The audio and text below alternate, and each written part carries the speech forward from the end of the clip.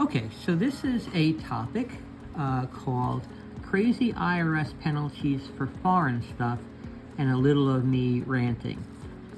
First, the disclosure.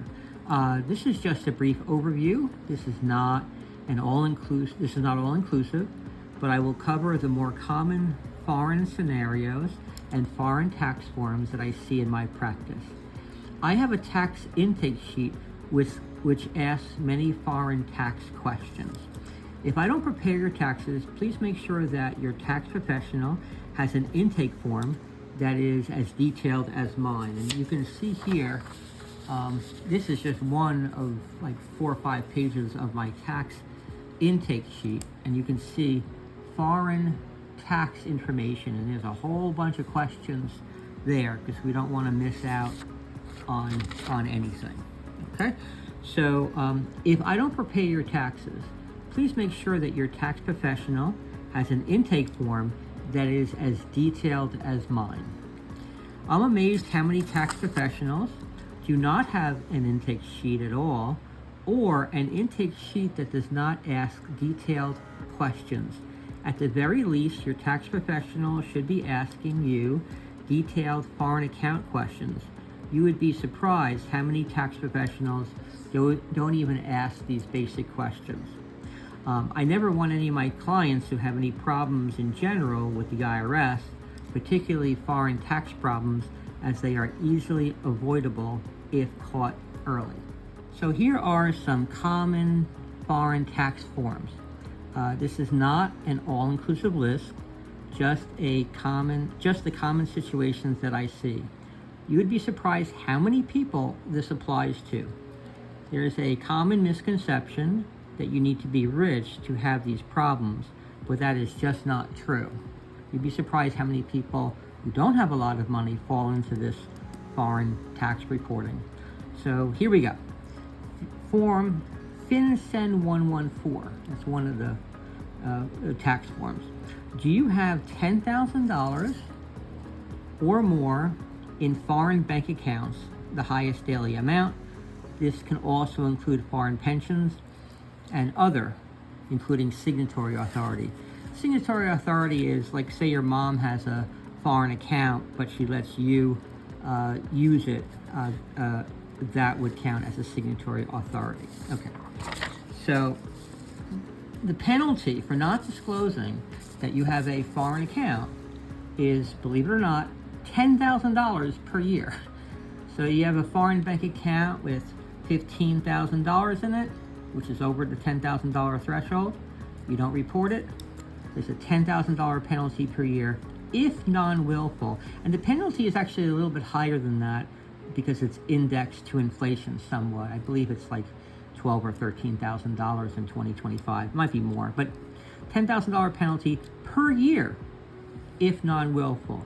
So let's say you have an account that has $15,000 in it, a foreign bank account, and you don't disclose it for 5 years.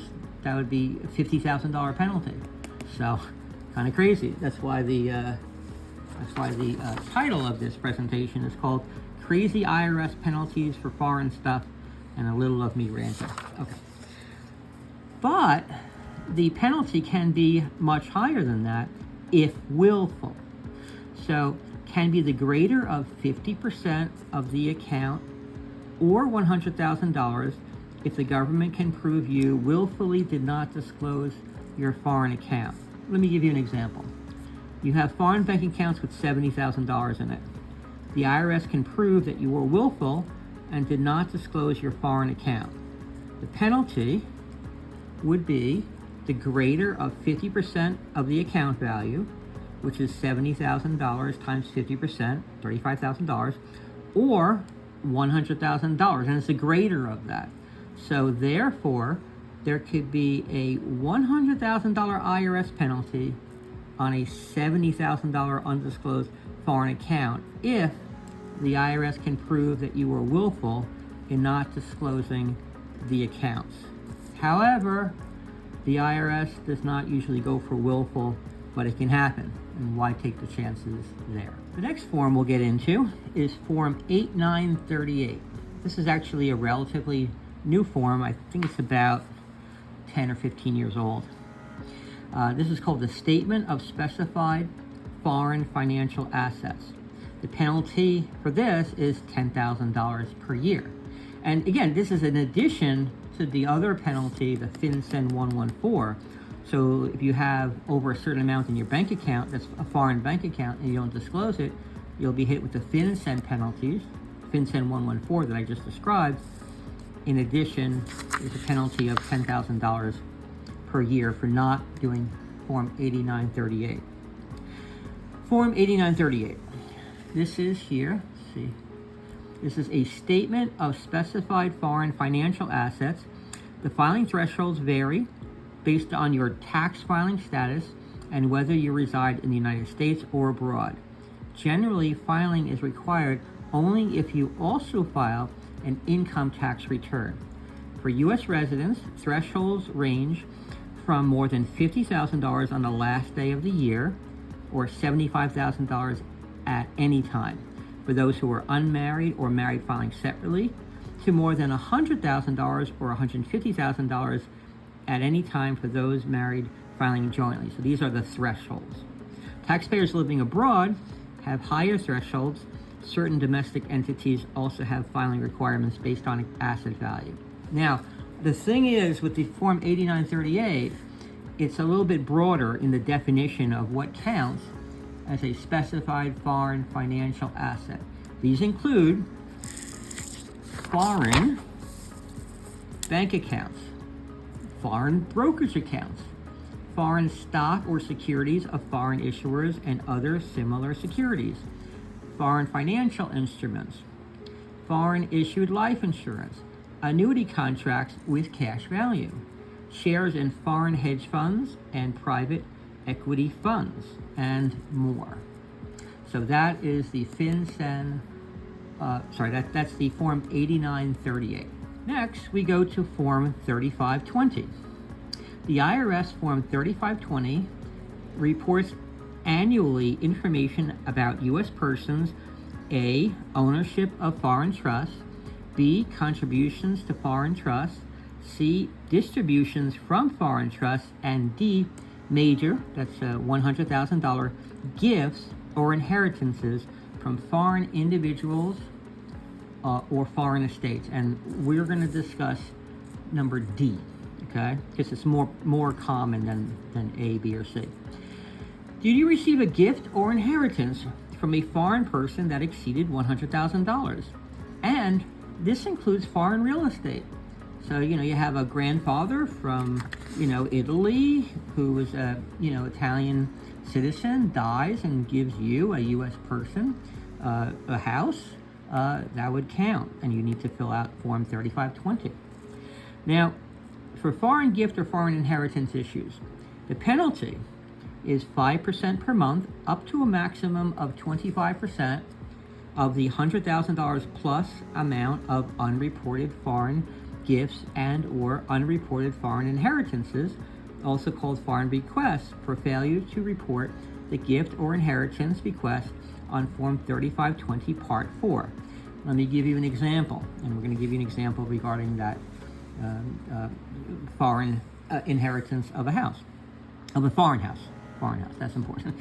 Form 3520 penalties can total hundreds of thousands of dollars.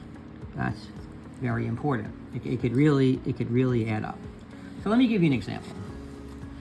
As an example of an enormous potential size of Form 3520 penalties, consider a U.S. person who inherits a $500,000 home from a foreign estate of her foreign mother.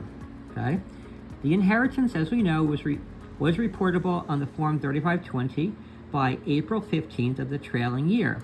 However, if this person failed to file the 3520, reporting the inheritance at Part 4 by that April 15th deadline, then just 5 months later after the deadline, so say October 1st of the trailing year, the penalty for the failure to file the Form 3520 would already be $125,000 penalty, calculated as the maximum penalty of 25% of the unreported foreign inheritance of $500,000. So that's immense. You have a $500,000 house that's foreign, and you inherit it from a foreign person.